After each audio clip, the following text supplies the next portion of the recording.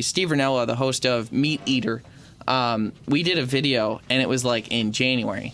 Mm-hmm. And the video was essentially about the fact that he was being attacked because he took money, and this is a clip of the video, and as of earlier today, it looks like it's at a little over 43,000 views.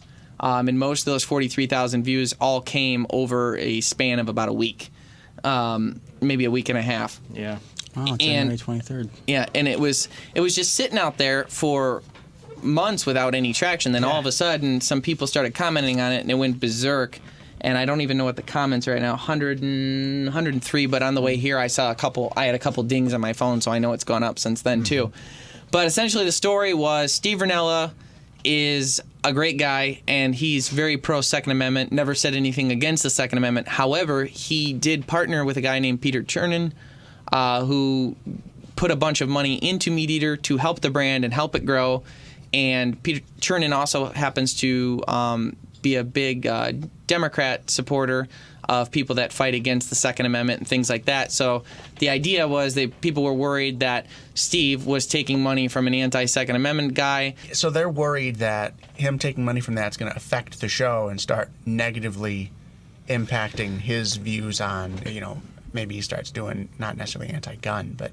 Well, yeah, the idea is if he takes money from the guy and partners with Peter Chernin, then what does that mean for the content? And that doesn't mean anything good whatsoever. So that's not true, though. Steve regained production control. He partnered with this guy because he's a big-time producer, and he invests a lot of money in a lot of different shows, including Fox. He invests into Fox. So just because someone invests into something doesn't mean that manipulates the entire content. And the litany of misspelled hate mail that we received because of it was Misspelled. super. I know. The funny thing is all the people that said dumb stuff misspelled stuff. That was my favorite. But essentially, people were attacking us, saying that you don't partner with those people. Those people are trying to mess up the Second Amendment. You can't do that. They're going to take your rights. You're all idiots. They really ran off on bragging about what guns they use for hunting, which was cool. I didn't have any problem with. Yeah, I don't know why that was a thing. It was crazy how much it strayed from what we were talking about in the actual video. Right. Like it went. Wait, what? I don't even know what you're talking about. Some people are just waiting for that one thing that's even mildly related to just go off. They get a vent about something, and they're like, this is kind of related. It's weird. I don't know how, I've never taken time out of my day to hate on somebody or something like that. It's not worth, nothing. What does Joe Rogan say? You know who doesn't troll people on YouTube and YouTube comments? Michael Jordan. Tiger Woods, the president. Well, actually, our president does. Take that. Well, until then, but that is actually pretty funny. That's not a shot at Trump. That's just funny that he would troll people. I don't think he does on YouTube though. Not YouTube. No, but anyhow, people were really upset about it, and they kind of bashed us a lot of it too. But also, we received about 70% praise of people saying, "Yeah, this is a bipartisan issue." Of public lands and protection of public lands. And as far as the Second Amendment goes, Steve regained all production control, and because Meateater received more money and because Meateater can do more, well, guess what?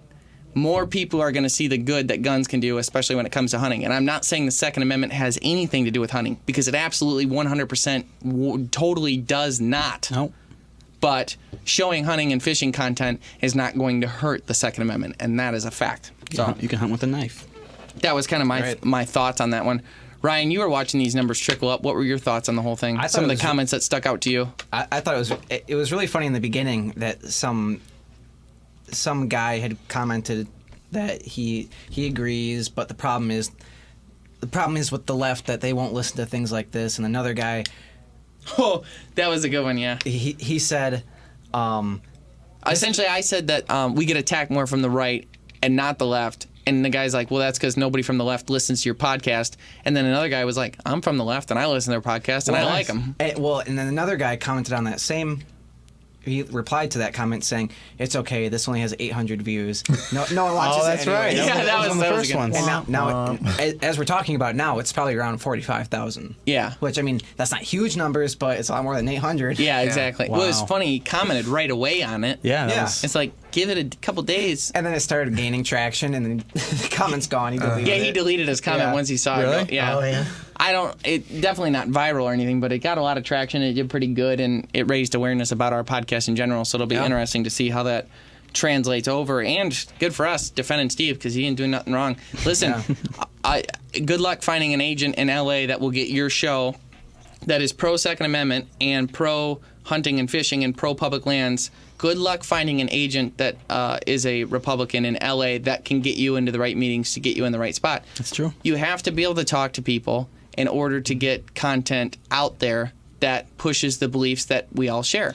So there's no reason to turn your nose up at people or be unwilling to negotiate, unwilling to listen, unwilling to talk to, unwilling to work with people that don't share every single view you have. And based on your misspelling comments, my guess is you probably need to read a book. You guys are so DUM. And some of after what you just said about being able to operate with other people who have differing opinions, some of those comments made me really worried. Like, you must have a really tough life if that's how you live, where you can't talk to someone else who has a different opinion than you. It's insanity. Some people were flipping out that like.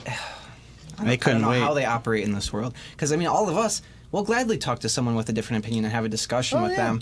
But these other people are like, no, you can't even, don't even acknowledge Yeah, them. it doesn't ruin our day, you know. It was actually kind of funny, a little guilty pleasure.